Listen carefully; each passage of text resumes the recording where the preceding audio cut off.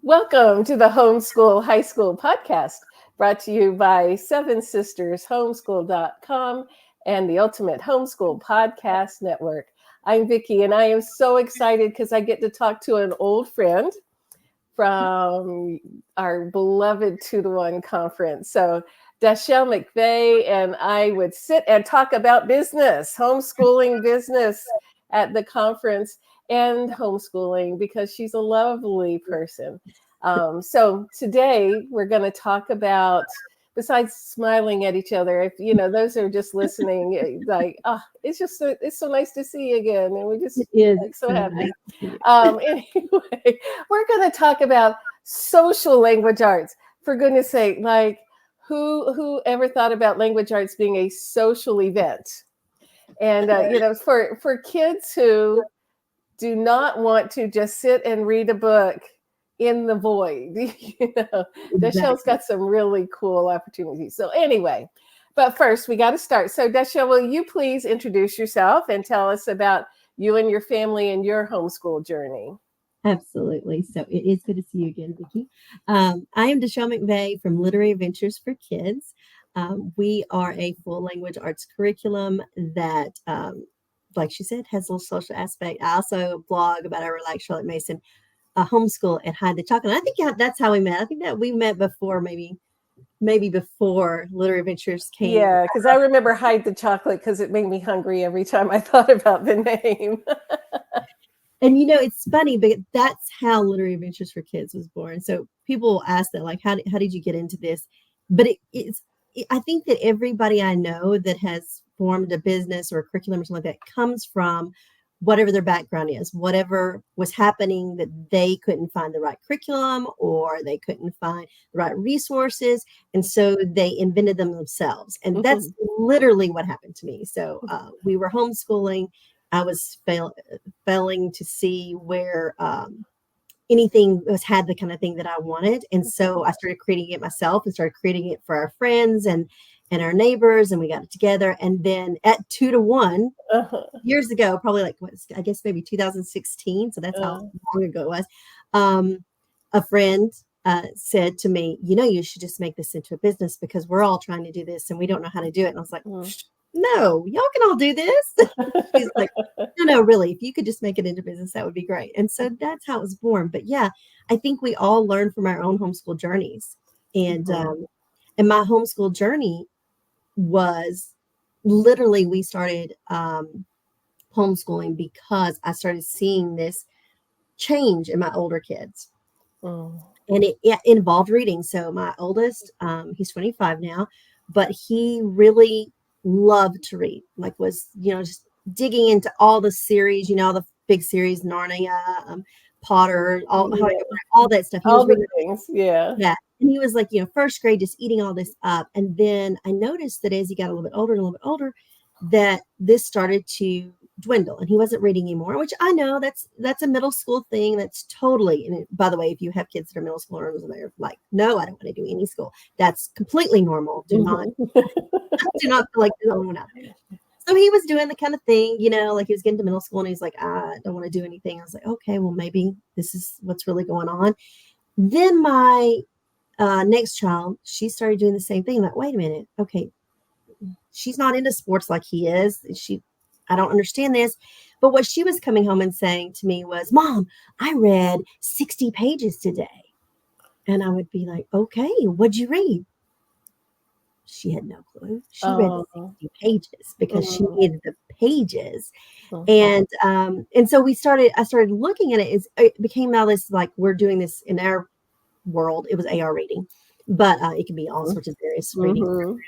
And that program was getting them to read. And then as they read more, they got advanced more, and you didn't get this reward until you got more and more. And it just became about reading the numbers, not reading to enjoy reading. Yeah.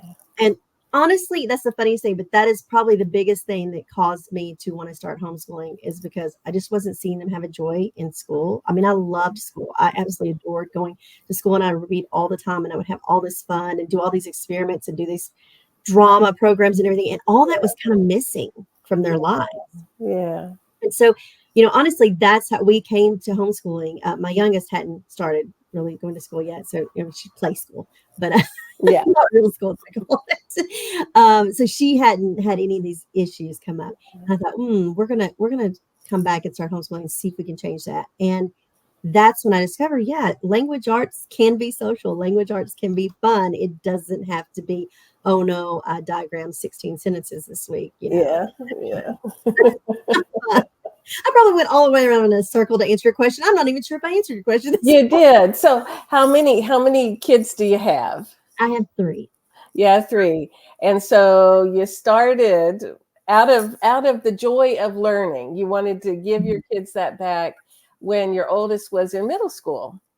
Yeah, he was Yeah, and then the youngest had not started school yet. yeah, so because there's not one right way to start homeschooling, and you do it when it's the right time, and that was the right time in your family's life. Yeah. It is. And I always said, and now I don't because they're about grown, but I always said every year we reevaluate every year. Maybe somebody does school, maybe somebody does homeschool. And we did. We've had times where somebody was in dual enrollment classes, somebody was in actually a school, traditional school setting, and then somebody's homeschool. So I always tell parents, do not feel bad, because that year that my middle kid went to school for the year, and she needed to, it was good for her mental health. Yep. I probably cried for full on 6 weeks. Yeah. But it was what needed to happen. Yeah. And so don't think there's one right way to do it. Absolutely. And that's grace. That what the reason why you start homeschooling is because that's what's best for your kids. But some year, the best kind of homeschooling for your kid is to send them to a traditional school. It is. And that's like, you follow what's best for your kids, because that's what homeschooling is about. So that's great that y'all evaluated each year, that it didn't become like homeschooling is the purpose. The purpose was giving your kids back their love of learning. Exactly. I've never been so in love with homeschooling that it took a precedent over my children. And I think everybody who's probably doing it does it for that reason, is that we do what's best for our kids. And in some years, that means that they need to go experience that traditional setting. It works. And then, of course, I have the baby who said she's never stepping foot into a schoolroom until she goes to college. And so she's doing good. So did you notice when your oldest, who loved reading, and then it was weaning off, and then your next one loved reading, and then it turned into reading for numbers, over time, did they start getting their reading back, the love of? Yes, and it took years. Now, I'm not sure my son ever really went back to as being an avid reader, but my daughter does. She's in fact, she just messaged me a few minutes ago and said, "Do we have an Audible account? I would like to listen to a book while I'm out in the pool." I was like, "Okay, great idea." Yeah, listening while you swim. Okay, whatever. Don't get the phone into the pool. We're good. Yeah. So yes, they did, but it took work. So when we came back, when we started homeschooling, and I started doing the traditional things, because that's what you do. You don't know. You start homeschooling, you're doing everything that you did, and it wasn't working. I mean, there was a lot of tears. There was a lot of fighting. We went to complete read alouds, where I was reading to them. That started the process of getting that back into where it wasn't a chore. Yeah. We did audiobooks. We did in the car driving and stuff. Audiobooks are fabulous, especially because that child is ADHD. And so audiobooks work really well for her. Like I was saying, she's swimming. So if she's doing something else that's taking up that little part of her brain, yes, she can listen. Absolutely. So, she was the kid that was always doing stuff in the middle of the, Legos and all sorts of things, but while we were reading, so she could hear it. Yeah. And there's not one right way to read. And no, there's not. And I have found, even for me as a person of a certain age, that I love audiobooks, because I can listen while I'm driving or listen while I'm fidgeting, and maybe a little ADHD going on there. So. I'm convinced I am undiagnosed, but I'm pretty sure she got it from me. So yes. Yeah. All right. Now, what led to the book club? So it turned into, like, if you go to Hide the Chocolate is the name of your website. No, that's the name of my blog. The name of my website is literally different. Yeah. and somehow it evolved into book clubs. How Mhm. did that happen? Well, as we're trying to get back our love of reading, the middle kid started being very socially anxious. She Mm, needed some friends. She needs people to hang out with. mm, And so I thought, a good way to do that might be to invite a few friends over and we'll all read a book during the month and then we'll have a book club, this is a mhm, traditional book club. And mhm. so we did start doing that. And they would come over, we'd read a book. The very first one was The Secret Garden. They came over, there Oh, was like a 3-hour book club where we were doing all sorts of activities. We had, tea and crumpets and all those things. And then we made mhm. our own little secret garden terrariums. Oh, Then they watched the movie, which they all completely detested because it was not like the book. yes. But and I dressed up as the maid, and so we had so much fun. And what happened is it just started growing. Other moms wanted to do it. It started getting bigger and bigger, and so we still do book club now. We have multiple ones, and we have about 70 students that come in. And so, Wow. yeah, once a month I'm teaching elementary, littles, middle, high school, all those things, plus what we do live on Zoom. But what we found was the kids, just like adults, like to talk about what they're reading. Yeah. I mean, they enjoy it and they want to have fun. And even if they hate the book, that's one of the biggest things I always say. Do you love it? Did you hate it? Or you think it's okay? And I'll get some haters and I'm like, that's Mhm. totally fine. Yeah. It's totally fine. We're doing a summer lit camp with Narnia right now, Lion, Witch, and Wardrobe. And I Oh, have one kid who's like, I just don't like Narnia. oh. And they're allowed. You're allowed to not like it. It's hard. Yeah, it's like, I just don't like it, Miss Dachelle. It's fine. You don't have to. But it grew like that. And that social aspect made it to where even if I had kids that didn't want to read in our group, they would read the book so they could come to book club and hang out and have fun. So it got them into reading. They got to learn some things. And I remember, well, this is one of the most hilarious ones, is Crime and Punishment, that one of the kids came in. There was only one kid who liked Crime and Punishment. The rest hated him. And I thought, when would this kid have ever read Crime and Punishment if it hadn't been, you have to read it for this Right. book? Yes, that is the truth. Yes. Yeah, 'cause I swear I almost threw it through the wall a couple times that month too. But their whole lives, they'll be able to say, I made it through Crime and That's Punishment. right. You got to put that in your little, I'm so cool.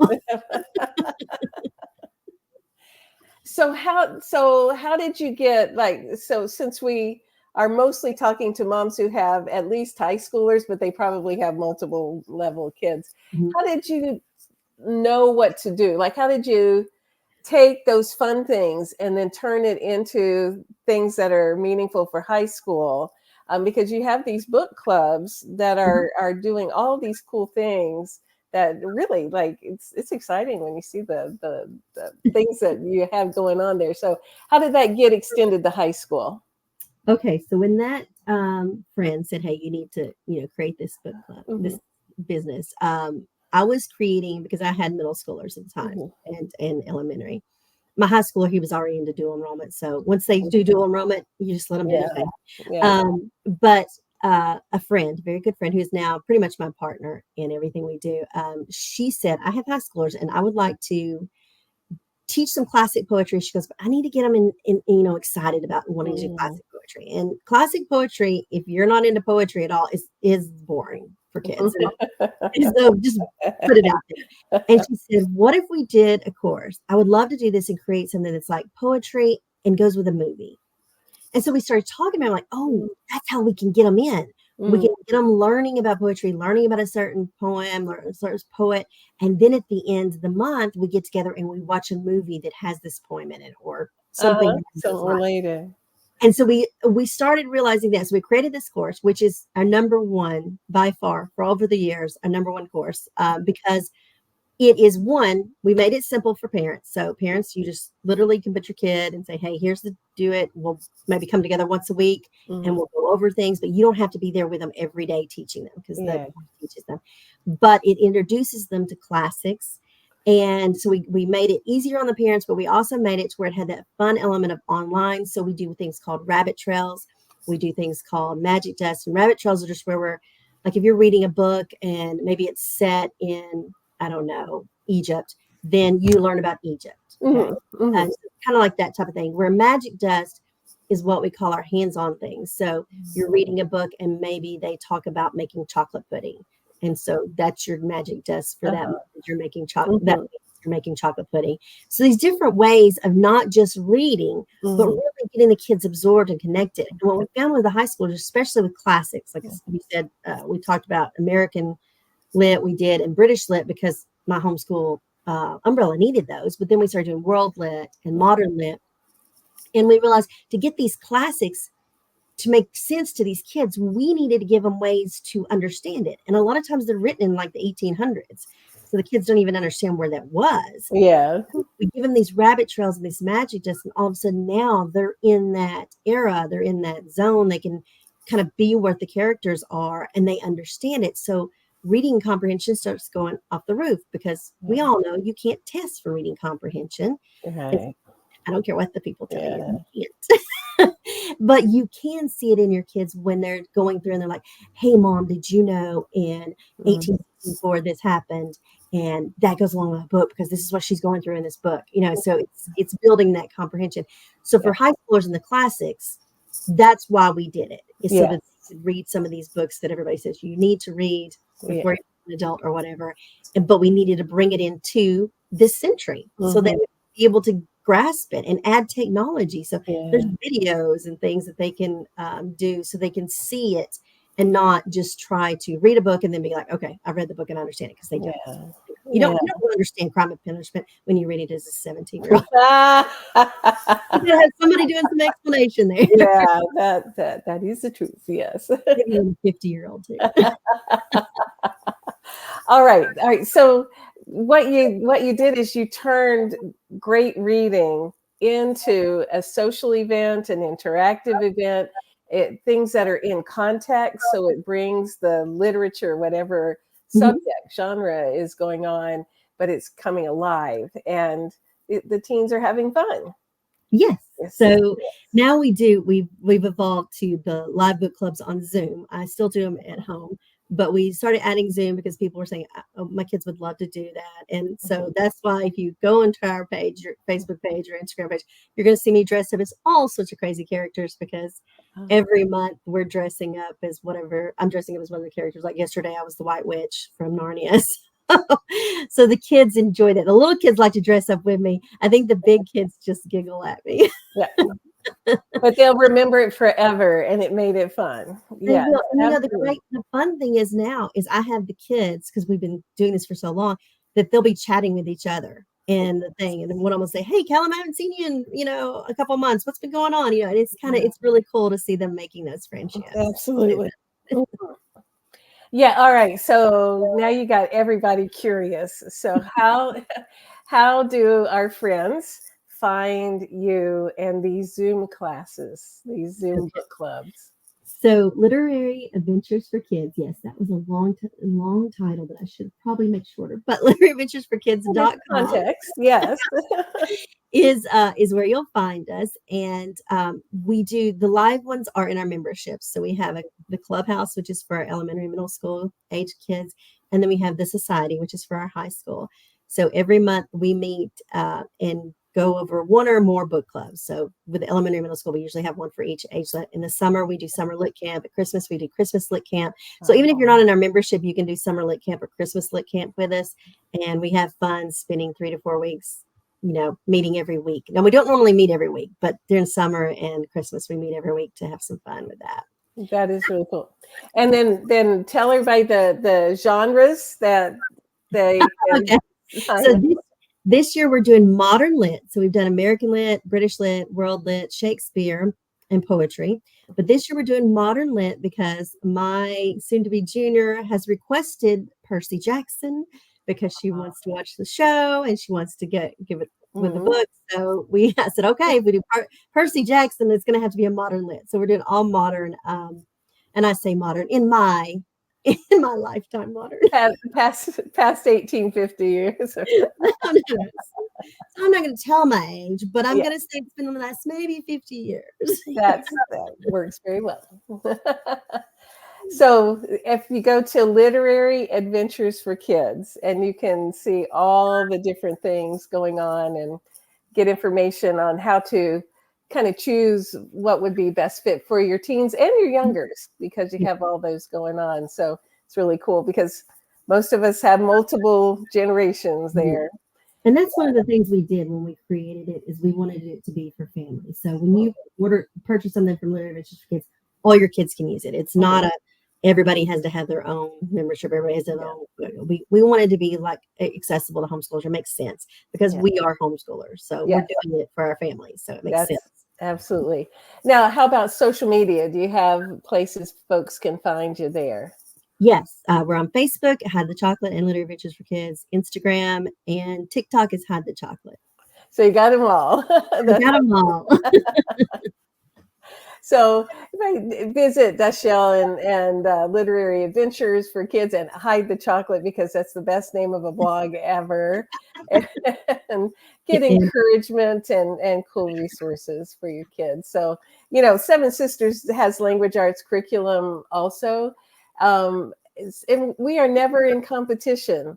It's like there's not one way to homeschool. There is not one right way to do this. And for all of us to be in this together, we all lift each other up. And so I just like hanging around cool people like Dachelle and knowing that all the things we're doing is making the world a better place for our kids and all the different flavors. So really appreciate your time, Dachelle. Oh, thank you. It's been a joy. Yeah, it's awesome. So thank you, everybody, for listening today. This has been the Homeschool High School Podcast, brought to you by Seven Sisters Homeschool.com and the Ultimate Homeschool Podcast Network. And thank you, Seth Tillman, for editing. And we will see everyone next week.